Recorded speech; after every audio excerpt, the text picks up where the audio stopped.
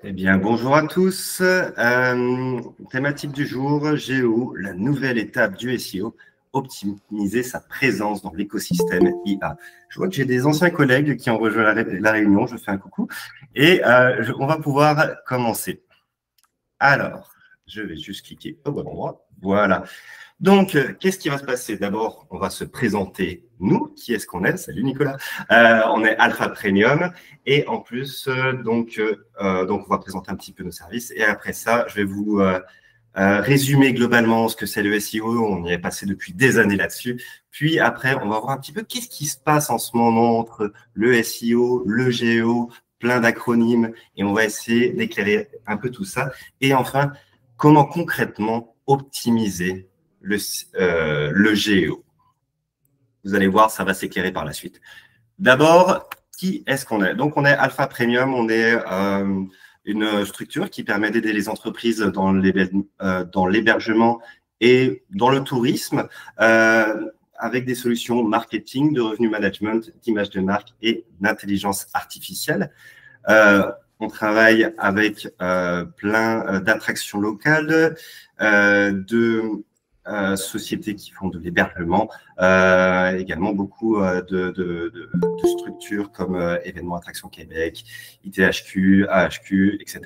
Jean-François, n'hésite pas à préciser si tu as des informations à ramener. C'est parfait, je te laisse continuer. En plus de ça, donc voici nos 4 axes d'accompagnement que vous pourrez retrouver sur le site internet. Ça, c'est nous détouré sur un fond blanc. C'est magnifique. On a pris des jolies photos il n'y a pas longtemps. Je suis directeur marketing de performance. Jean-François est président d'Alpha Premium. Je travaille depuis à peu près 10 ans dans la communication et le marketing. Côté tourisme, on va dire que j'ai fait 2 tours du monde, donc j'ai eu ma dose, ce qui me permet de connaître pas mal le marché. Je suis aussi professeur de théâtre à mes heures, mais je suis surtout expert en SEO à la base. Et aujourd'hui, il y a une compétence qui se développe, c'est donc le GEO, Generative Engine Optimization. Jean-François, je te laisse quand même te présenter un petit peu. Oui, de mon côté, ça fait un peu plus de 20 ans que je tourne dans tout ce qui est autour du web, tout ce qui est autour de la mesure, le numérique, tout ça, l'intelligence artificielle, toute la partie prédictive, avant qu'on l'appelle un peu plus l'intelligence artificielle. Et depuis à peu près 3-4 ans, c'est sûr que tout avec l'intelligence artificielle générative, on baigne dedans. Donc, j'ai évolué beaucoup dans le milieu des startups, mais j'enseigne aussi à l'ITHQ. C'est ça, donc je laisse aller, Roland, pour continuer. Yes. Donc, on commence. Je vous ai mis une belle problématique avec plein de mots. L'optimisation des contenus pour l'intelligence artificielle, ce qu'on appelle finalement le Generative Engine Optimization en anglais. Est-ce que, en gros, ça redéfinit globalement les stratégies pour se positionner sur le web? Avant, on avait le SEO, où on se positionnait dans les moteurs de recherche. Maintenant, on va vouloir être cité dans les outils IA. Est-ce que ça redéfinit complètement la stratégie et surtout, comment on exploite tout ça pour faire en sorte de ressortir dans ChatGPT, Gemini, etc., etc. Bien, commençons. Donc moi, en fait, ma spécialité, c'est le SEO. Puis je me suis vraiment demandé, en fait, c'est quoi la différence entre le SEO et le GEO? Le SEO, pour rappel, pour tous ceux qui ne connaissent pas forcément la matière, c'est l'ensemble des techniques pour optimiser un site Internet pour apparaître dans les premiers résultats de Google. Globalement, c'est ça. Le GEO, la différence, c'est l'ensemble des techniques, on est toujours sur la même chose, mais pour apparaître dans les résultats et dans les réponses générées par l'intelligence artificielle. Donc là, on voit déjà la petite distinction. C'est juste la plateforme qui va changer entre d'un côté un moteur de recherche et puis de l'autre côté les outils d'AI générative. On a d'autres acronymes, on a l'AIO, Artificial Intelligence Optimization, qui est globalement la même chose, et l'AEO qui est un peu plus spécifique. On va plutôt parler de comment on apparaît dans les premières réponses directes que fournit un moteur de recherche. Et il y a plein d'autres acronymes. Je ne vais pas tous vous les faire parce qu'en ce moment, c'est la folie des acronymes. Donc, le SEO, c'est quoi? C'est quand on apparaît, par exemple, ici. Ah, j'ai ma souris, c'est formidable. On apparaît ici dans les résultats de Google avec notre site web, avec du contenu un petit peu ciblé pour connaître les contenus de la page. On a également, par exemple, le SEO local. Le Géo, de son côté, juste pour un petit aspect visuel, ça va être, par exemple, les réponses dans le chat GPT, qui va nous dire que, parle-moi d'Alpha Premium, qui va me sortir les différents services, quel est globalement notre offre de service, pourquoi on reverse 1% de chiffre d'affaires à des causes environnementales. Voilà, donc là, on va dire, ça va être les informations qu'il est capable de trouver. De l'autre côté, on a également la réponse, l'aperçu généré par l'IA directement dans la search de Google. Donc là, on est plutôt sur de l'IA. Bien, SEO, IA, on sépare ça. Du coup, ma grande question, c'est qu'est-ce qui est différent de ce qu'on faisait dans le marketing avant? Donc, le SEO, moi, quand je faisais des formations il y a 5, 7, 10 ans, je disais, globalement, le SEO, c'est quoi? C'est optimiser le site web. Et comment on optimise le site web? Il y a d'un côté le contenu, donc ce qu'on voit ici. On a l'optimisation technique d'un site web, l'optimisation de l'expérience utilisateur et l'optimisation, on va dire, de l'autorité, de la notoriété du site Internet. Donc, c'est 4 grands piliers pour optimiser un site Internet. C'est important de retenir ça parce qu'on va également s'en servir en GEO. Premier grand pilier, on va faire ça très, très vite. Optimiser le contenu d'un site Internet, c'est prendre un bon contenu, le créer un contenu de qualité, original, unique, avec une certaine longueur. Là-dedans, on va y ajouter des mots-clés, de la sémantique, de la structure. On va structurer le contenu avec plein d'outils comme des HN, des rich snippets, des balises alt. Bref, c'est toutes les techniques d'optimisation d'un contenu pour avoir le contenu de la meilleure qualité possible. Ça, c'est un bon signal SEO qu'on renvoie à Google pour bien s'indexer. Deuxième technique, alors attendez, ça charge. Et non, effectivement, c'était une blague. C'est la vitesse de chargement d'un site Internet. Si votre site va mettre du temps à charger, eh bien, ça ne renvoie pas un bon signal aux yeux de Google et ça ne renvoie pas non plus un signal aux outils d'intelligence artificielle qui veulent donner une réponse très rapide.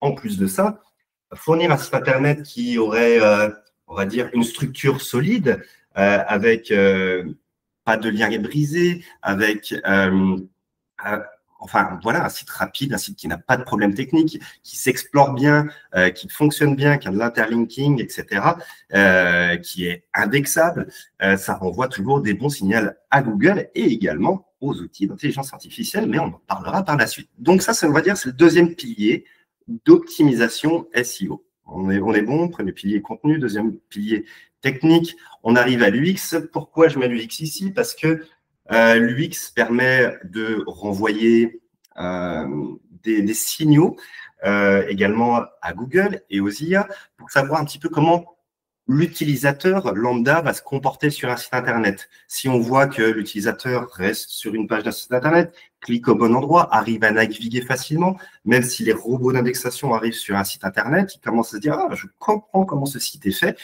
c'est très clair pour moi ». Donc, de la même façon qu'un robot de moteur de recherche va aimer un site qui a une bonne UX avec des bons signaux des utilisateurs renvoyés, eh ben, un outil d'IA va aimer la même chose globalement. Donc là, je suis en train de me dire, c'est fou, ça ressemble quand même beaucoup. Mais on va essayer de comprendre qu'est-ce qui le distingue. Et la dernière chose, effectivement, des moteurs de recherche va s'appuyer sur, on va dire, tout l'environnement des liens qui vont pointer vers le site Internet. Tous les sites Internet qui citent, donc qui nomment notre site Internet qu'on veut référencer, va offrir, on va dire, une notoriété, une légitimité au nom de domaine qui va augmenter donc ce qu'on appelle le domaine authority.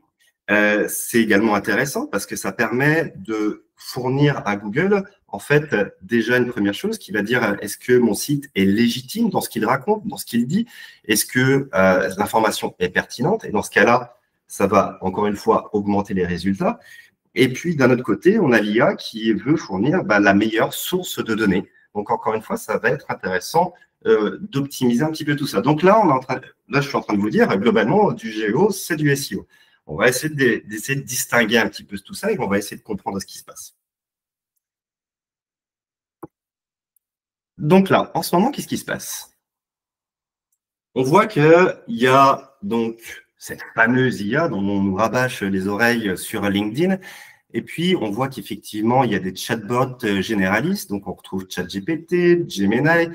On en a plein d'autres. Je ne vais pas tous les citer, mais c'est là où, globalement, on va poser notre petite question. est-ce que, voilà, sur toutes nos recherches, quel est le meilleur parc provincial au Québec, quel est le meilleur hébergement au Québec, etc. Donc, c'est un petit peu là où ça se passe. Mais également, on voit que désormais, directement dans les moteurs de recherche, on commence à avoir donc, ce que j'appelle des moteurs hybrides, c'est l'AI Overview. Et donc, par exemple, c'est là où ils vont donner les premières réponses avant de donner les résultats de recherche dans un moteur de recherche. Donc, au lieu de voir résultat numéro 1, résultat numéro 2, résultat numéro 3, on va voir les meilleurs parcs provinciaux, en fait, selon mon point de vue et selon les sources que j'ai vues, c'est ça, ça et ça. Donc, assez intéressant de voir ça. Et également, on voit par exemple des chatbots sur certains sites internet qui vous disent hey, vous voulez parler avec notre agent AI qui va vous fournir la première information avant de vous renvoyer un vrai agent parce qu'on n'est pas capable de vous fournir une réponse correcte. Il y a également ce genre d'AI qui apparaît. Il y en a également plein d'autres. Ce qui est assez drôle, c'est que là, j'ai vu un article rien que sur les 2 dernières semaines. On a eu 15 innovations majeures sur tout le monde de l'AI. Donc, on suit ça de près. Donc, je vous parlais des aperçus générés par AI. Globalement, c'est ça. Idée d'escapade nature proche de chez moi. Là, on est concrètement sur l'AI Overview qui est juste ici. Ce qui est intéressant, en fait, c'est que la réponse qui est fournie, elle est fournie en fonction, par exemple, ils vont analyser mon profil, ils vont analyser mes questions qui ont été posées par le passé, et puis également, par exemple, ma géolocalisation. Là, j'ai mis proche de chez moi. Donc, on a une réponse qui va être contextualisée en fonction de mon profil et en fonction de ma recherche précise, ce qui n'était pas forcément le cas avant dans le search, ou alors il fallait vraiment préciser dans les mots-clés qu'on utilise. Également, il y a un petit défi, c'est que ça, on le voit un petit peu partout, mais on voit que l'AI peut halluciner, l'AI générative. Donc, l'idée, c'est comment je fais pour fournir la meilleure information possible pour que quand un utilisateur pose une question à un outil d'AI sur, par exemple, le parc provincial où je suis le responsable marketing, comment je m'assure que les réponses soient justes, soient sourcées, soient claires, soient précises. Et là, j'ai mis un exemple avec la dernière aventure d'Harry Potter. Harry Potter fait-il équipe avec un brocoli ou une carotte? Si on pousse un petit peu, la réponse est oui. Ce qui, c'est pour ceux qui ont lu les livres, normalement, vous savez que non. Bien, donc, on est un petit peu dans cet état de fait. Maintenant, ce qui m'intéressait en fait de me poser comme question, c'est qu'est-ce qui se passe en ce moment concrètement? Parce que, comme je vous le disais, avec ce que je viens de vous montrer, comme le SEO, je vous dis que l'importance du contenu reste la même. C'est pas totalement reste la même, mais en tout cas, l'importance du contenu de qualité est toujours là. Également, comme le SEO, les mots-clés, l'intention de recherche, c'est toujours au cœur des stratégies. Comme le SEO, la notoriété d'un site Internet, l'expertise et la crédibilité des réponses et la qualité des réponses est toujours important. Et encore une fois, comme le SEO, le géo s'appuie sur des métriques comme le taux de clic, le taux de rebond, le temps sur les pages. Donc, on va voir s'il y a d'autres métriques qui viennent parce que j'aimerais bien comprendre. Et en fait, ce qu'on nous dit aujourd'hui pour les experts sur le marché, pour Nicolas qui est là en ce moment dans la réunion, nous dit en fait, il faut que tu structures ton contenu et puis que tu aies une logique de l'information pour que un outil d'AI arrive à bien comprendre ton contenu et que tu sois encore mieux cité. Alors, c'est très vague, formidable. Il faut pouvoir fournir des réponses complètes, pédagogiques et contextualisées. Donc, ça veut dire que globalement, il faut que je structure mon contenu comme ce que je faisais avant. Ok, super. Donc, je continue. Parce que avant, moi, en fait, ce que je faisais, c'est que avant que les AI arrivent, on avait ce qu'on appelle la position 0. La position 0, c'est tu fournis le meilleur contenu, tu le structures du mieux possible. Tu fais le contenu d'excellente qualité, 2500 mots avec des médias, des schémas, de la structuration. Et puis, comme ton site apparaissait dans les premiers résultats, voire le premier, Google allait voir ton contenu et puis dit tiens, ça serait bien que je fournisse une réponse directement à mes utilisateurs. Vous l'avez vu par le passé. Alors là, j'ai tapé, enfin, c'est une capture d'écran parce que maintenant, ça n'existe presque plus. Mais en gros, à l'époque, quand je faisais le test, je tapais quelle est la couleur du cheval blanc dans Rallye 4. Il allait me chercher la réponse dans Wikipédia. Le cheval blanc est blanc. Mais on avait cette position 0 qui apparaissait. Pour un ancien client qui faisait des bijoux, il développait des bijoux avec des pierres précieuses qui sont la moissanite. Quand je demandais qu'est-ce que la moissanite, comme j'étais le premier dans les résultats de recherche, eh ben, ici, on avait directement la réponse. Mais qu'est-ce que la moissanite? La moissanite est une pierre précieuse de laboratoire. Donc, on faisait déjà ça par le passé, optimiser le contenu avec des filters snippets, des rich snippets, des concours sémantiques, de la structuration.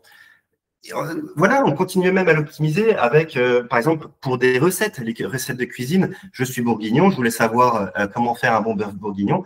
Ce qu'on appelle les rich snippets permettaient de structurer le contenu de la page avec les notes, les temps de cuisson, la recette, etc., qui permettaient de sortir directement dans les résultats de Google. Et en fait, on est en train de nous dire, bah, il faut faire la même chose pour les high overview pour être cité. Pareil pour les recherches d'offres d'emploi. Même chose, toutes les pages d'emploi sur un site Internet, on structure, on apparaît dans les premiers résultats de recherche. Donc, c'est déjà le cas et c'est encore des fonctionnalités qui existent aujourd'hui. Ça, c'est des capteurs d'écran que j'ai fait aujourd'hui. Mais la overview, on nous dit, faites la même chose. Donc, moi, je regarde, je me dis, OK, il faut structurer mon contenu pour qu'on apparaisse dans ces résultats-là. On voit effectivement les citations à ce niveau-là, MyBoutique, Wikipédia, TripAdvisor. On voit effectivement qu'encore une fois, je suis cité ici. Donc, je veux améliorer ce taux de citation, je veux améliorer la qualité. Donc, en gros, est-ce qu'il faut utiliser du SEO? La réponse, oui. Là où le SEO optimisait donc la visibilité dans le classement, le GEO optimise la lisibilité. Alors, globalement, ce qu'on doit faire, c'est optimiser le contenu pour être le mieux cité, pour être mieux réutilisé. Donc, aujourd'hui, finalement, alors qu'à l'époque, les critères, c'était est-ce que j'apparais en position 1, 2, 3 dans les résultats de recherche? Aujourd'hui, on va nous dire, en fait, le nouveau critère que sort tous les outils d'analyse pour les experts SEO, moi j'utilise beaucoup SEMrush, mais il en existe d'autres, Ahrefs, etc. Là, ils vont analyser le taux de citation. Donc, en gros, là, j'ai utilisé par exemple radio-canada.ca. Je me suis dit, je vais utiliser un des principaux médias ici. Et effectivement, il y a un taux de citation et puis il me dit, en fait, tu pourrais encore l'optimiser. Même pour un des leaders du marché, je pourrais encore l'optimiser. C'est toujours le cas, on peut toujours optimiser les choses. Mais ce qui devient important maintenant, c'est le taux de citation. Et effectivement, il y a une importance accrue de la réputation sémantique globale du site. Et quand on dit réputation sémantique, alors c'est des bien grands mots pour dire, est-ce que dans les données structurées de ton article, l'auteur est bien identifié? Est-ce que tes données structurées sont bien structurées? Est-ce que vous les utilisez, des données structurées? Est-ce que les sources également de cet article sont fiables? Et dans ce cas-là, on peut augmenter globalement la visibilité de notre article. Donc, on a des métriques qui changent. Et puis, je me suis dit, bon, globalement, je vous ai parlé de SEMrush, mon outil que j'utilisais par le passé pour le SEO. Et forcément, aujourd'hui, on voit une révolution sur LinkedIn. Attention, il faut bien pouvoir traquer, etc. Donc, je me suis dit, mon outil historique, qu'est-ce qu'il fait aujourd'hui? Eh bien, il s'adapte. Il fait son maximum. Comme je vous ai dit, une révolution toutes les semaines. Il y a 10 révolutions par semaine. Donc, il essaie de s'adapter à notre outil historique pour conserver ses parts de marché. Puis, comme vous pouvez le voir, tous les outils d'analyse sont nouveaux. Alors ça, j'ai fait cette capture le mois dernier. Le mois dernier, il pouvait analyser la visibilité AI seulement aux États-Unis et au Royaume-Uni. Et puis là, je l'ai refait ce matin, je suis allé voir un petit peu, puis je me rends compte qu'en fait, il peut analyser la visibilité aux États-Unis, au Royaume-Uni, Canada, etc. Puis, par exemple, moi qui viens de France, la France n'est pas encore là. On voit également cette petite capture d'écran, on voit qu'en ce moment, ils sont en train de définir des critères concrets qui sont directement en lien avec le GEO et puis pouvoir fournir une analyse pour savoir est-ce que oui ou non, mon site respecte ces critères concrets. Donc, vraiment, il s'adapte. Et puis, encore une fois, il y a d'autres outils qui sont en cours de développement. Donc, aujourd'hui, les experts de la matière qui sont les leaders du marché pour le tracking d'informations et pour savoir comment on se positionne dans le GEO, eh bien, ils doivent s'adapter et je ne dis pas qu'ils sont à la ramasse, mais ils sont obligés de suivre le marché du mieux qu'ils peuvent. Et en vrai, chapeau à eux parce que c'est pas si simple. Du coup, je me suis demandé, bon, les leaders du marché, ils ont du mal à suivre, mais ils essayent. Les leaders dans l'analyse, dans l'analytics. Du coup, je me suis demandé, qu'est-ce qu'il dit Google? Et puis, on a un certain Danny Sullivan. Danny Sullivan, c'est le responsable de la search de Google, globalement. Et il y a de ça 3 semaines, un mois, il a fait une petite conférence et il confirme. Alors, il va dans les intérêts de Google, parce que Google, lui, désormais, il a des concurrents. Les concurrents, c'est ChatGPT, c'est tous les autres. Et du coup, lui, il va dans le sens de Google en disant, si vous continuez à faire du bon SEO, ce sera du bon GEO. Donc, il essaie de rassurer ses actionnaires et les professionnels du métier. À côté de ça, je suis allé voir un concurrent, enfin, un expert marketing sur LinkedIn. Et puis, lui, il avait sorti une petite analyse. Je vous ai mis l'analyse dans les liens. Puis, il disait, en fait, faire du SEO, c'est bien. Faire du GEO, c'est mieux. En gros, il est en train de dire, faire du SEO, ça ne suffit pas à être bien indexé dans les résultats d'AI, mais optimiser les résultats d'AI suffit à faire du bon SEO. OK, on a un autre point de vue. Et puis, au final, là, j'ai Max Starkov, qui est un professionnel dans le marketing hôtelier. Il dit, tiens, c'est intéressant. Donc ça, c'était une capture d'écran j'ai mis la date, qui date de juin 2025. Et cette capture d'écran, elle a tourné pas mal sur LinkedIn. Elle disait les différentes sources des agents AI, notamment, il me semble que ça, c'est pour ChatGPT, oui, et Perplexity. Ça, on va dire que c'est en moyenne, les sources des questions qu'on pose sur ces outils-là sont citées sur ces différentes plateformes dans le domaine de l'hôtellerie. Mise à jour, il y a de ça 2-3, bon, allez, peut-être un petit mois, 3 semaines. Finalement, Reddit perd vraiment son importance et les sources sont plus variées. Et Reddit, en fait, ce qu'on a vu, c'est qu'on a vu plein de marketeurs qui se sont dit, oh mon Dieu, tout est sourcé sur Reddit, il faut optimiser Reddit. Et donc, ils ont commencé à créer des fils dans tous les sens, etc. Jusqu'à un moment où les agents, les outils AI ont fait les LLM, on dit, bon, on source peut-être un peu trop sur Reddit et du coup, ils ont baissé l'importance des sources de Reddit. Donc, ça évolue tout le temps, tout le temps, tout le temps. Ce qui était intéressant dans l'article, que encore une fois, il y a en lien, ce monsieur qui travaille donc dans l'hôtellerie disait, tiens, c'est dans ce qu'on a pu voir dans ces études de cas à lui, c'est que 25% des réponses venaient des sites des hôtels qu'il gérait. Ça veut dire que 75% des réponses venaient des autres plateformes. Par exemple, si j'en prends quelques-unes sur le côté, TripAdvisor, Yelp, etc., etc., Booking. Donc, ça veut dire globalement que, alors qu'avant, c'était très important d'optimiser la page du site Internet, maintenant, si on veut être bien cité avec de la bonne information, il devient également important d'aller optimiser les pages des autres outils sur lesquels on a la main. Donc voilà, ce qu'il dit, c'est que la principale différence entre le SEO et le GEO réside dans le fait que votre site n'est plus la source principale d'influence sur votre établissement. Ok, intéressant. Voilà. Là, je suis allé très vite au début parce que je veux mettre un peu plus de temps. Là, il me reste encore pas mal de temps pour pouvoir aller sur les différents leviers concrets. Comment on optimise ces citations sur les outils AI? Alors là, c'est pas de l'optimisation, mais c'est quand même quelque chose d'intéressant. Il y a un outil un peu historique que j'utilisais en SEO qui s'appelle Screaming Frog.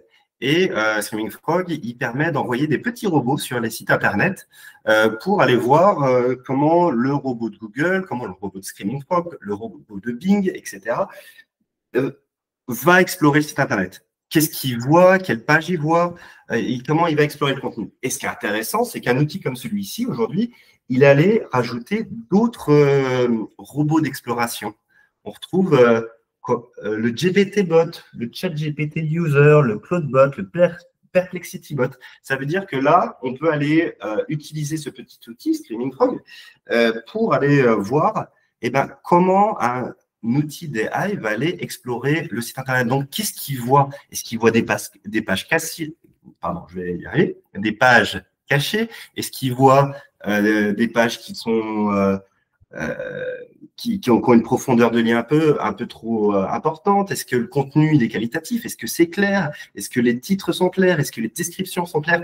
Qu'est-ce qu'il voit du contenu? Qu'est-ce qu'il voit de son site Internet? Donc, ça veut dire quoi? Ça veut dire que finalement, ça fonctionne toujours un peu de la même façon que le SEO, mais là, ce qui est intéressant, c'est qu'on peut vraiment utiliser les agents des outils AI pour essayer d'optimiser son site Internet et voir s'il y a une distinction entre les agents historiques, enfin les robots d'exploration historiques et les robots d'exploration de l'AI. Mais là, je vous ai fait une petite capture d'écran. Celle-ci, elle vient de mon outil SEMrush, là, qui est en train d'essayer de suivre un petit peu le flow.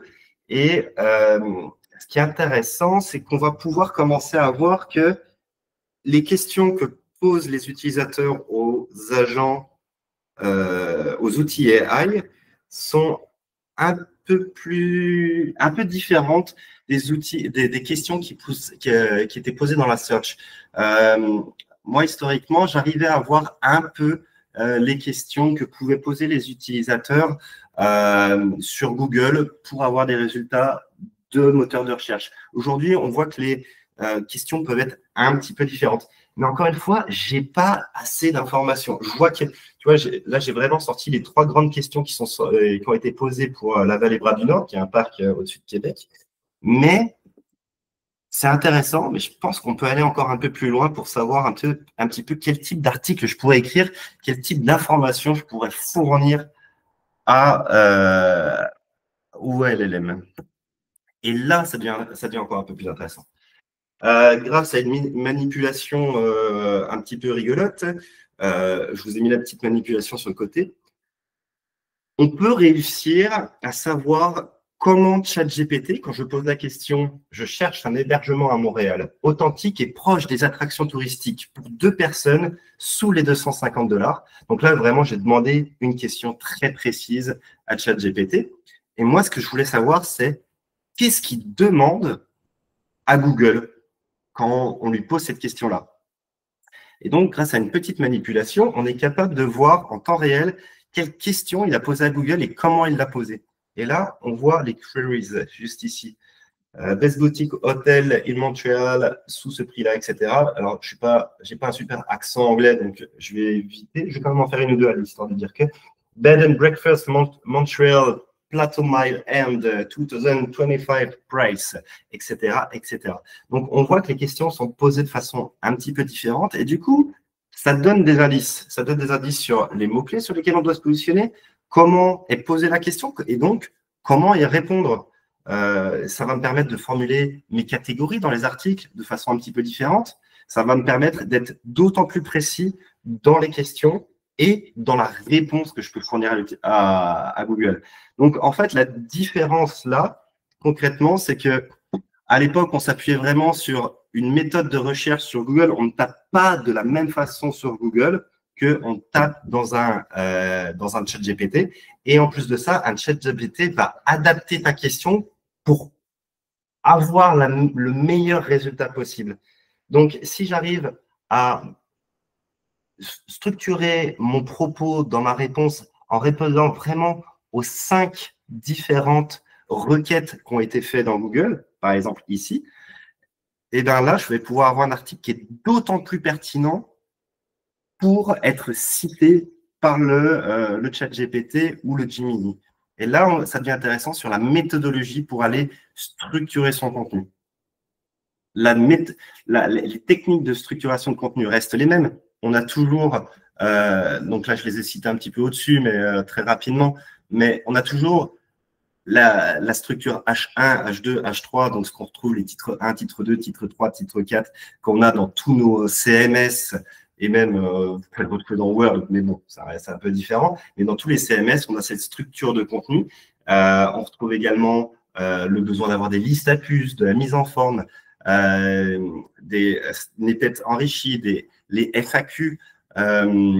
Donc, en gros, la technicalité qui est derrière la structure de contenu reste la même chose qu'un gars qui fait du SEO et qui veut faire demain du GEO. C'est juste que le ciblage de la structure de la réponse, parce qu'on sait très exactement ce qu'il a posé comme question, c'est là où est vraiment le fine-tuning de la création de contenu. Voilà. Par exemple, pour des outils de marketing, enfin pour la structuration, on retrouve les HN. On retrouve également, alors là c'est un petit peu plus pour les personnes qui font du SEO entre vous, mais on retrouve nos fameux scripts JSON-LD où on va pouvoir faire des FAQ, des questions-réponses, la structuration de contenu qu'on va pouvoir ajouter. Donc, globalement, si vous voulez optimiser votre contenu, demandez à quelqu'un qui sait faire du SEO. Parce que ça va être la meilleure façon d'avoir l'expertise pour pouvoir structurer un contenu. Quelqu'un qui sait faire du SEO est capable de structurer pour du SEO. C'est juste le ciblage de la réponse qui va être différente. Optimisation technique. Qu'est-ce qui est différent? Finalement, en fait, pas grand-chose. On veut toujours un site qui soit explorable, qui soit sécuritaire, donc avec des HTTPS, des systèmes de paiement sécuritaires, que le SEO international soit clair, que Google est capable de comprendre, ça c'est la version française, ça c'est la version anglaise, que le site soit rapide, que les liens soient bons entre les pages, également qu'il y ait ce qu'on appelle des encres de liens entre les pages, et que le balisage soit toujours bon. Les petites spécificités, j'en parlais tout à l'heure. Là, en ce moment, on commence à avoir donc SEMrush qui essaye de savoir qu'est-ce qui est spécifique au SEO. Alors, il y a quelques petits éléments que je ne vais pas en parler tout de suite parce qu'on va en parler juste après. Mais effectivement, on retrouve les liens entre les pages. Est-ce que ton encre de lien, donc le texte qui fait un lien d'une page à l'autre, il est qualitatif? On retrouve les liens internes. On retrouve donc le LLMS.txt. À voir ce qu'on va en faire de cette chose-là. Mais effectivement, est-ce que tu en as un sur ton site Internet ou pas? Est-ce qu'il y a toujours du contenu? Mais finalement, aujourd'hui, quand on voit ça, c'est pas très différent de ce qui existait dans le SEO, encore une fois. Effectivement, donc là, j'ai remis une petite slide sur la vitesse, mais ce qui était vrai à l'époque sur on veut un site qui soit rapide à charger sur ton ordinateur, c'est toujours vrai pour les réponses AI. Pourquoi? Parce que le grand combat qu'il y a eu sur les derniers mois, c'est en gros, tu as vu, c'est moi qui ai le moteur AI le plus rapide pour te donner des réponses. Ça a été le grand combat pour essayer de fournir la réponse la plus rapide aux utilisateurs. Donc, ça, c'est vrai pour les simples questions qu'on pose pour savoir quel est le meilleur parc d'attraction à côté de chez soi, mais également, il faut pouvoir, sur un côté un peu plus avancé, faire en sorte que les API connectées entre elles fournissent des réponses rapides. Donc, finalement, ce qui est important ici, c'est plus ton site va être rapide, plus Google, même avec Gemini ou ChatGPT, va pouvoir te citer rapidement, aller accéder à ton site Internet, trouver l'information et donc te citer. Et donc, tu vas pouvoir apparaître plus facilement dans les résultats. Encore une fois, c'est l'optimisation qu'on faisait à SEO est toujours la même pour le GEO, mais c'est juste que entre le SEO, avant, ce qu'on voulait, c'était un site rapide pour que quand on clique sur le lien, ça s'affiche rapidement sur le navigateur de quelqu'un qui est sur son portable au fin fond de la campagne. Pour le GEO, la différence, c'est qu'il veut pouvoir te fournir la réponse la plus rapidement possible. Donc, c'est pour ça que c'est toujours pertinent d'optimiser la vitesse. Et la réputation. Donc, ce que je vous disais tout à l'heure, c'est qu'effectivement, les backlinks, donc tous les liens qui pointent vers votre site Internet, soulignent la notoriété et la légitimité et la crédibilité de votre site Internet. Donc, ça, c'est toujours vrai. ChatGPT veut pouvoir citer des sources crédibles. La petite couche en plus qu'il y a, c'est qu'aujourd'hui, il y a également la notion de c'est pas obligatoire qu'il y ait un lien vers ton site Internet, même si tu es cité en tant que référence, si ta marque est citée, ça peut également être repris par les LLM, ce qui n'était pas forcément le cas, en tout cas pas pris en compte par Google. Là, ils peuvent vraiment c'est ça. L'information peut être reprise par le LLM en disant hey, t'as vu, donc là, je te fournis une information sur une question qui vient de ton site Internet. Et en plus de ça, j'ai vu que sur une autre plateforme qui parle de ta marque, mais qui ne fait pas forcément le lien sur ton site Internet, il y a cette information-là. Donc, je vais améliorer mon contenu et ma réponse avec cette information-là. Donc, les backlinks sont toujours utiles, mais qu'on parle de ta marque sans forcément qu'il y ait de lien, ça peut être également utile. Effectivement, alors là, je vais passer un petit peu sur ces choses-là, mais le SEO local, Google Profil Entreprise, encore une très, très bonne source qui peut être utilisée. Également, les réseaux sociaux qui peuvent être utilisés, assez intéressant. Si j'arrive ici, je me suis posé à la fin, ouais, mais l'UX, comment je sais si c'est important pour les LLM? Et en fait, on a Liz Reed, qui est donc ingénieur VP chez Google, qui a fait un article qui a été repris sur un article de Search Engine Land, qui dit que les comportements utilisateurs et la qualité des contenus influencent les résultats dans l'AI Overview. Donc, ça veut dire quoi? Ça veut dire qu'ils traquent le comportement utilisateur sur un site Internet. S'ils scrollent dans le contenu, s'ils cliquent, s'ils vont naviguer dans le menu, etc. Et bon, alors, toujours la qualité du contenu, effectivement, ça influence. Deuxième citation, les préférences des internautes, les vidéos courtes, les forums, les contenus approfondis orientent directement le type de contenu que Google met en avant.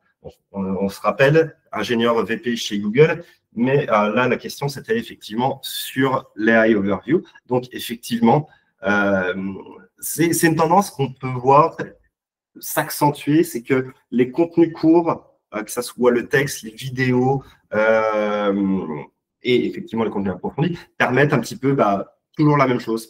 Plus le contenu est de qualité, plus il pourra être cité.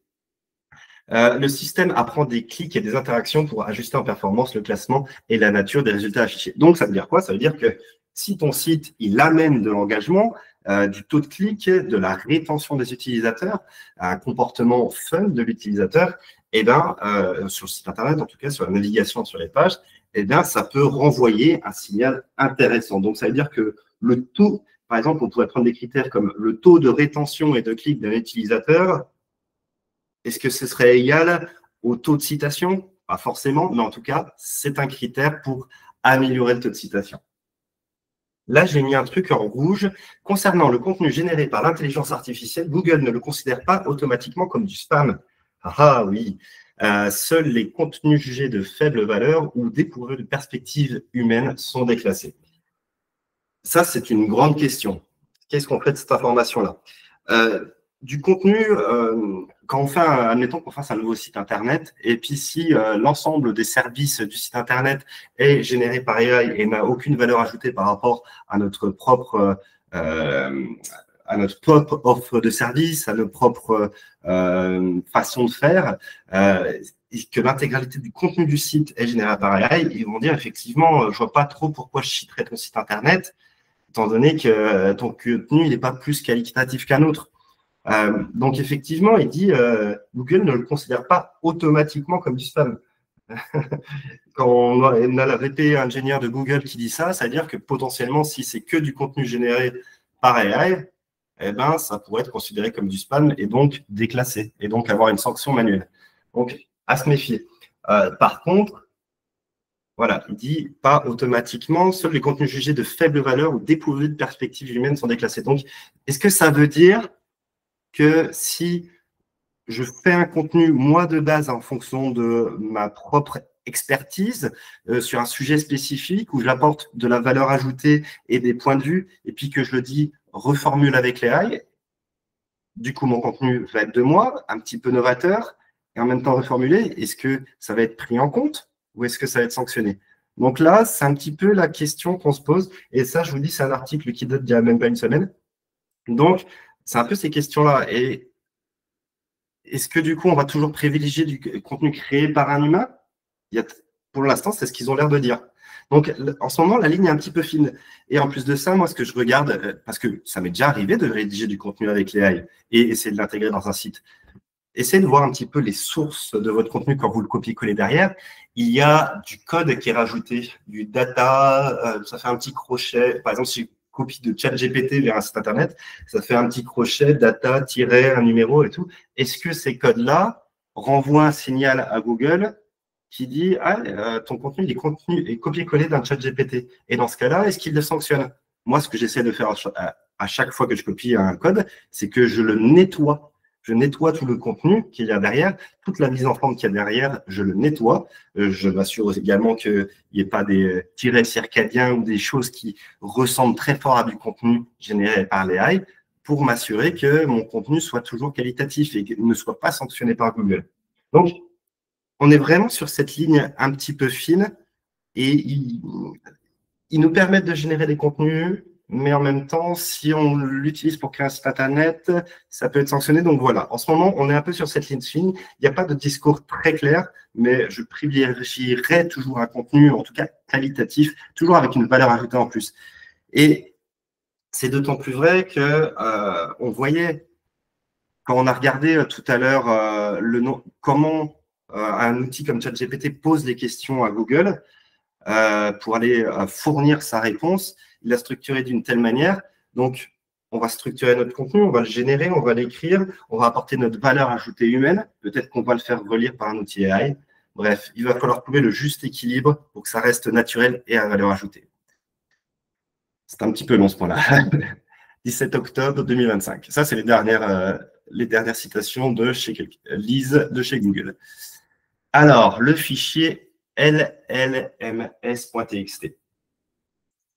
Sur un site Internet, habituellement, moi, j'optimisais souvent le robot.txt. Dans le robot.txt, je disais « Hey, salut Google, juste ici, il y a le plan de mon site Internet, ça s'appelle un sitemap.xml. Va aller l'explorer, il y a toutes les pages de mon site Internet et il y a toute l'information. En plus de ça, va pas là, va pas dans mon administration et va pas ici. C'est un outil qui est très utilisé, qui est utilisé depuis des dizaines d'années sur les sites Internet. Et du coup, on a le llms.txt qui arrive. Et il n'y a pas longtemps, là, j'étais au DAM, qui est une grosse conférence, on va dire, sur le marketing, qui a lieu une fois par mois, 2 mois. Et puis, je me suis posé avec d'autres collègues qui font du SEO et du GEO. Puis ils m'ont dit, et puis on s'est posé la question, est-ce que ce truc-là sert à quelque chose ou pas? Est-ce que ça sert à quelque chose de rajouter ce fichier-là ou pas sur le site Internet? Donc, il y avait 2 parties. Alors moi, je suis du parti de mettons le fichier, optimisons-le et voyons si ça change les résultats, analysons les résultats. Est-ce que la réponse est plus pertinente ou pas? Et il y en a d'autres qui disaient, franchement, ça ne sert à rien, c'est une perte de temps parce que de toute façon, les outils AI sont capables de voir le titre de ta page, la description de ta page et de le reformuler et de se structurer lui-même. L'outil llm.txt, il permet globalement, effectivement, de montrer où est la page, quel est le titre, quelle est la description, quel est le contenu de cette page. Donc, au final, il existe en ce moment une sorte de méthodologie qui pourrait être utilisée par les AI, les ChatGPT de ce monde. Est-ce que ça va être utilisé? Est-ce que ça ne va pas être utilisé? Moi, je suis du point de vue qu'on essaie de le mettre. On voit comment les outils AI répondent et est-ce qu'ils prennent mieux l'information ou pas. L'idéal, c'est de faire du A/B testing. Essayer de voir les réponses de ton site pendant une semaine sans ce fichier-là et essayer de voir les réponses sur les questions qu'on peut se poser sur ton site avec ce fichier-là et puis comparer un petit peu les résultats. Mais aujourd'hui, on va dire que c'est une méthode qu'on propose de mettre en place. La vérité, c'est qu'il y a toujours un petit peu ce truc-là avec le SEO de savoir… il y a toujours du garbage in, garbage out. C'est-à-dire que parfois, il y a des innovations qu'on ne s'attendait pas qui finalement vont être repris et intégrés sur la plupart des sites Internet. Et puis finalement, ça fonctionne. Parfois pendant un temps, parfois pas. Et puis, il y a des innovations qu'on croit que ça va être une révolution et puis finalement, ça ne l'est pas. Donc, en tout cas, il existe ce fichier qui permet en tout cas d'orienter le comportement des LLM pour bien comprendre le contenu des pages de ton site Internet. La toute dernière chose que j'ai vu, bon, allez, je suis sûr qu'il y a eu encore des innovations, mais il a bien fallu qu'à un moment, j'envoie ma présentation.